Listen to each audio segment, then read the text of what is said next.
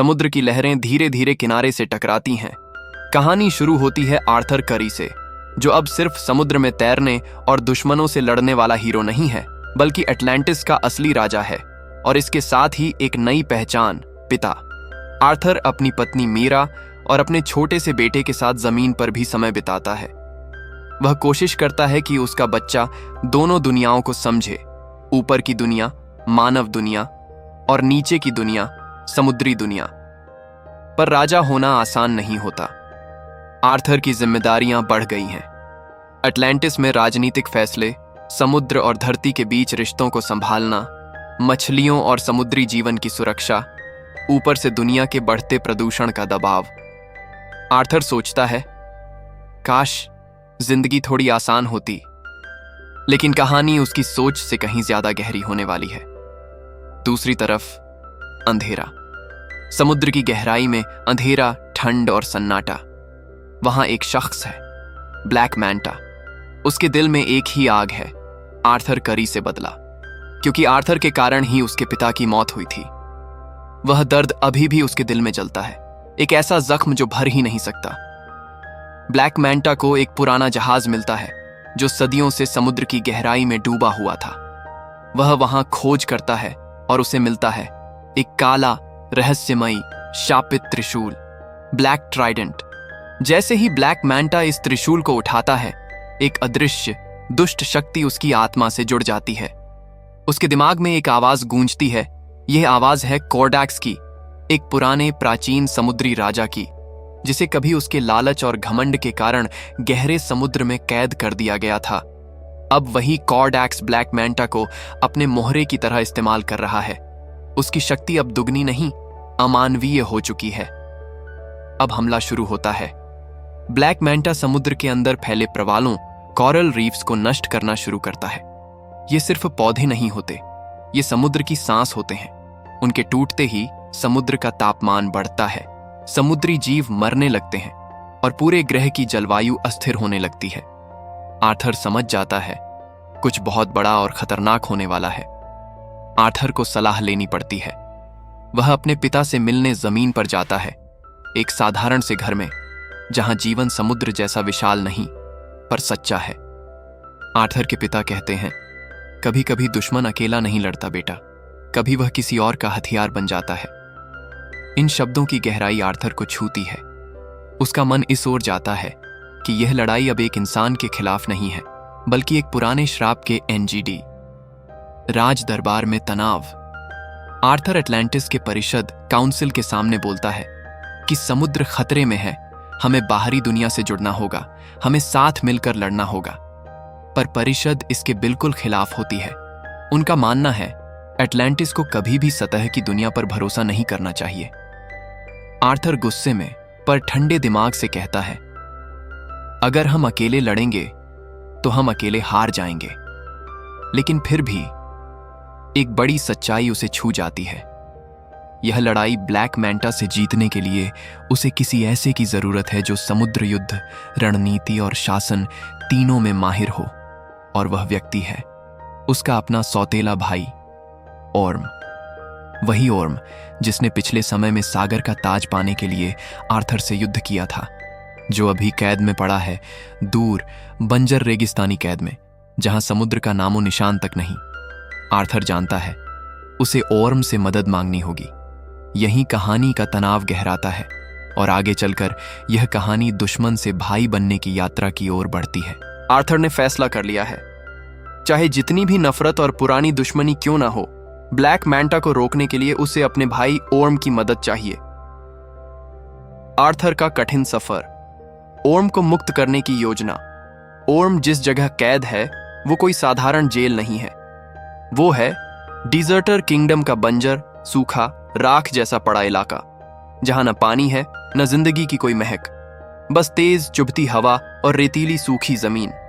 वहां कैदियों के पास जीने की वजह नहीं बचती।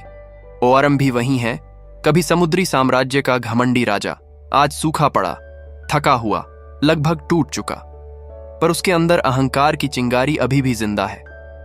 आर्थर वहां पहुंचता है अपनी खास टीम के साथ, चुपके से, बिना किसी को बताए। यह कोई राजा जैसा कदम नहीं, यह एक भाई का कदम है। ओआर्म आर्थर को देखकर चकित नहीं होता। वह बस एक हल्की कड़वी सी मुस्कान देता है, जैसे कह रहा हो, तुम मुझे लेने आए हो, तुम्हें मेरी जरूरत पड़ ही गई। आर्थर कुछ नहीं कहता। उसके चेहरे पर सिर्फ जिम्मेदारी लिखी है। वे दोनों साथ निकल पड़ते हैं।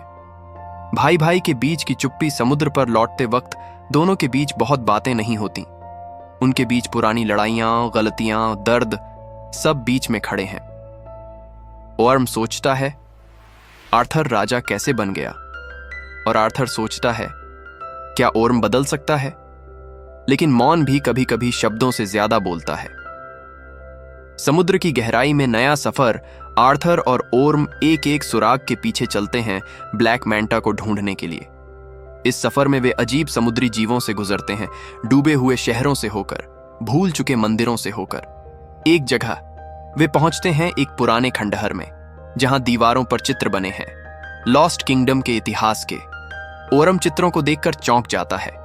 वह समझता है कि यह कोई साधारण पुराना राज्य नहीं, बल्कि वह साम्राज्य है जहां कॉर्डैक्स ने अंधेरी शक्तियों से समझौता किया था। वहीं ओर्म पता लगाता है, ब्लैक मैंटा सिर्फ हथियार नहीं चला रहा, वह कॉर्डैक्स का पात्र बन चुका है, उस दुष्ट ऊर्जा का वाहक। यह सुनकर आर्थर के चेहरे पर चिंता गहराती है। इधर ब्लैक मैंटा का बढ़ता झर समुद्र के अंदर प्रवाल पूरी तरह मरने लगते हैं। समुद्र की सतह से जहरीली गैसें उठने लगती हैं। ये गैसें धरती की हवा में मिलकर पूरे मौसम को बिगाड़ रही हैं। तूफान, बाढ़, तापमान सब असंतुलित हो रहे हैं। दुनिया धीरे धीरे अदृश्य मौत की ओर बढ़ रही है।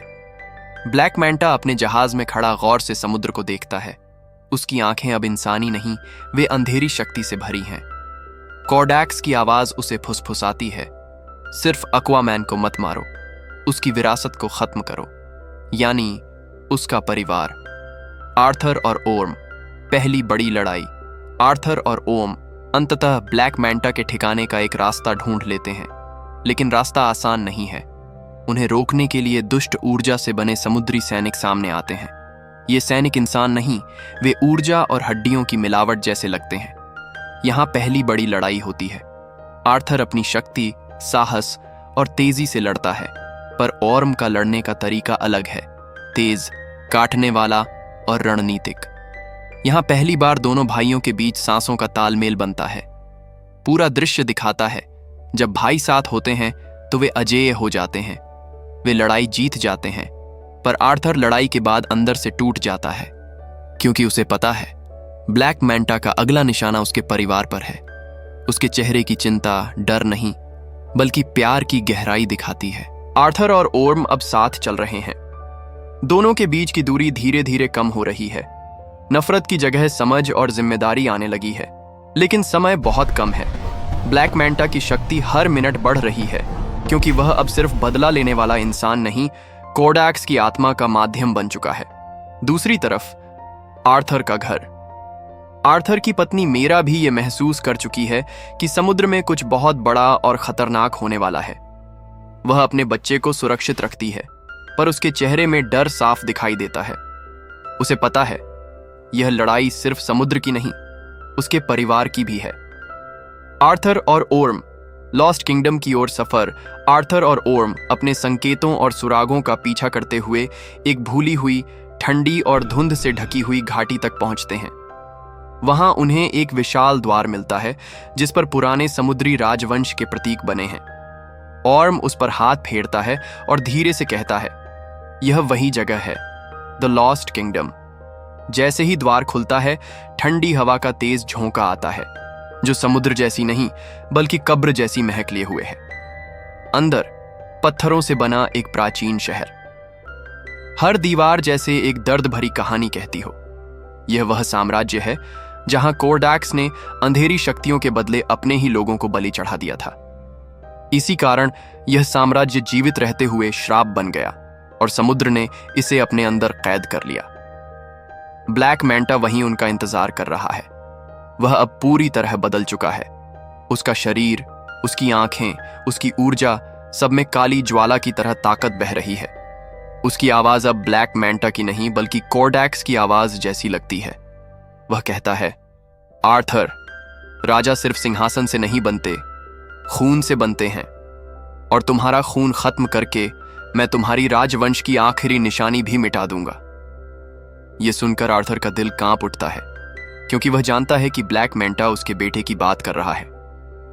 महान युद्ध की शुरुआत। युद्ध शुरू होता है। समुद्र की गूंज, पत्थरों की कंपन और 3 आत्माओं की टक्कर, आर्थर, ओर्म और मेंटा। आर्थर अपनी शक्ति से लड़ता है, ओर्म अपनी सटीकता और रणनीति से, और मेंटा अंधेरी ऊर्जा से। हर वार में नफरत, हर रक्षा में प्यार, हर दांव में किसी न किसी की यादें छुपी हैं। युद्ध के बीच एक भावनात्मक मोड़ लड़ते लड़ते ओर्म और मेंटा आमने सामने आते हैं। ओर्म कहता है, तुम बदला ले रहे हो क्योंकि तुमने अपने पिता को खोया है, और मैंने अपनी मां को। दुनिया दर्द से भरी है, पर दर्द तुम्हें अंधा कर रहा है। यह सुनकर मेंटा एक पल के लिए रुकता है। उसके चेहरे पर कच्चा दर्द दिखता है, पर तभी कॉर्डेक्स की आवाज फिर चिल्लाती है, दया, कमजोरी। ब्लैक मेंटा फिर से हमला करता है। अंतिम निर्णायक क्षण आर्थर महसूस करता है। यह लड़ाई ताकत की नहीं, चयन की है, और वह फैसला करता है, काली शक्ति का स्रोत ही तोड़ देना होगा। वह पूरी शक्ति और साहस से ब्लैक ट्राइडेंट पर झपटता है। ब्लैक मेंटा उसे रोकने की कोशिश करता है, पर ओर्म बीच में आता है और मेंटा को पकड़कर रोक लेता है। ओर्म चिल्लाता है, खत्म करो इसे अभी। आर्थर पूरे दिल से, पूरी आत्मा से ब्लैक ट्राइडेंट को तोड़ देता है। जैसे ही त्रिशूल टूटता है, काला प्रकाश फट जाता है। कोर्डेक्स की आत्मा चीखते हुए धुएं की तरह गायब हो जाती है।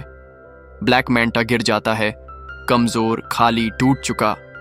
और इसी जगह कहानी के 30 घंटे पूरे हो जाते हैं, जहां 3 बातें अब साफ हो चुकी हैं। ब्लैक मेंटा हार गया है, लेकिन उसका दर्द अभी भी कहानी में मौजूद है। आर्थर और ओर्म अब सिर्फ भाई नहीं, एक दूसरे के सहारे हैं। लॉस्ट किंगडम की शक्ति हमेशा के लिए खत्म नहीं हुई। उसका श्राप अभी भी गहराइयों में हल्के से सांस ले रहा है। ब्लैक ट्राइडेंट टूट चुका है। अंधेरा जो समुद्र के दिल तक फैल रहा था, धुएं की तरह छिन छिन कर खत्म होने लगता है। ब्लैक मेंटा जमीन पर गिरा है। उसकी सांसें टूट रही हैं, चेहरा थका हुआ, पर दर्द अब भी जीवित। आर्थर उसके पास धीरे से जाता है, न तलवार न गुस्सा, बस मानवता लेकर। आर्थर कहता है, तुम्हारे पिता की मौत के लिए मुझे हमेशा अफसोस रहेगा, लेकिन यह रास्ता तुम्हें सिर्फ और अंधेरे में ले गया। मेंटा की आंखें नम हो जाती हैं। वो पहली बार बदला लेने वाला नहीं, बस एक बेटा लगता है जिसने अपना पिता खो दिया। पर उसका शरीर अब जवाब दे चुका है, और वह शांत ठंडी सांस के साथ समुद्र की गोद में हमेशा के लिए खो जाता है। आर्थर धीरे से अपनी आंखें बंद कर लेता है, क्योंकि विजय भी कभी कभी दुख से भरी होती है। अब ओर्म की ओर। ओर्म इस लड़ाई में बहुत कमजोर हो चुका है, पर उसके चेहरे पर पहली बार गर्व दिखता है। वह आर्थर की ओर देखकर मुस्कुराता है। तुम सही राजा हो आर्थर। राजा वो नहीं जो शासन करे, राजा वो है जो अपने लोगों के लिए लड़े। आर्थर दूसरी बार नहीं रुकता। वह ओर्म को भाई की तरह गले लगा लेता है। दोनों चुप हैं, लेकिन यह चुप्पी नफरत नहीं, बल्कि सालों का बर्फ पिघलना है। अटलांटिस में वापसी। आर्थर वापस अपने साम्राज्य में आता है। सभाएं, लोग, योद्धा सभी उसके इंतजार में खड़े हैं। उसकी एंट्री पर कोई शोर नहीं होता, बल्कि एक गहरी सम्मानित चुप्पी। सबको पता है, उनका राजा सिर्फ जीता नहीं, बचाकर लाया है। मीरा उसे दूर से देखती है। उसकी आंखों में राहत प्लस प्यार प्लस वो डर जो इतने दिनों से जमा था। आर्थर आगे बढ़ता है और मौन में ही उसे गले लगा लेता है। उनका छोटा बेटा खुश होकर हंसता है और आर्थर उसे अपनी बाहों में उठा लेता है। समुद्र की सबसे बड़ी जीत यही थी, परिवार। एक अंतिम निर्णय। आर्थर लोगों के सामने खड़ा होता है। सबको लगता है कि अब वह और भी सख्त राजा बन चुका होगा, पर आर्थर कहता है, मैं राजा रहूंगा, लेकिन मैं सिर्फ समुद्र का राजा नहीं, धरती का भी हूं। मैं दोनों दुनियाओं को जोड़ूंगा, क्योंकि मैं आधा इंसान हूं और आधा अटलांटियन। भीड़ में फुसफुसाहट नहीं, बस गर्व की गूंज। ओर्म का विदाई क्षण। आर्थर ओर्म की ओर देखता है। चलो घर चलते हैं, हमारे परिवार को हमें फिर से जोड़ना है। ओर्म हल्की मुस्कान देता है, लेकिन वह कहता है, मैं लौटूंगा, लेकिन अभी नहीं। मुझे खुद को समझना है और दुनिया को भी। आर्थर उसे रोकता नहीं, क्योंकि वह समझता है कुछ यात्राएं अकेले ही पूरी होती हैं। ओर्म समुद्र की गहराई में खो जाता है, पर इस बार नफरत की तरह नहीं, बल्कि एक इंसान की तरह जिसने अपना रास्ता ढूंढना शुरू किया है। अंतिम दृश्य आर्थर अपने बेटे को कंधों पर बैठाए समुद्र की चट्टान के ऊपर खड़ा है। लहरें आती हैं, टूटती हैं, फिर वापस चली जाती हैं। वह मुस्कुराकर कहता है, एक दिन यह सब तुम्हारा होगा, लेकिन याद रखना, राजा होना शक्ति नहीं, जिम्मेदारी है। उसका बेटा खिलखिलाकर समुद्र को हाथ हिलाता है। समुद्र इस बार शांत है, जैसे वह भी कह रहा हो, मैं तुम्हारे साथ हूं। और इसी के साथ कहानी समाप्त। भावनाएं। पूरी परिवार का आर्क पूरा खोए हुए भाई जुड़ गए। ब्लैक मैंटा की कहानी दर्द भरी लेकिन सच्ची। आर्थर का किरदार एक राजा से बड़ा एक इंसान।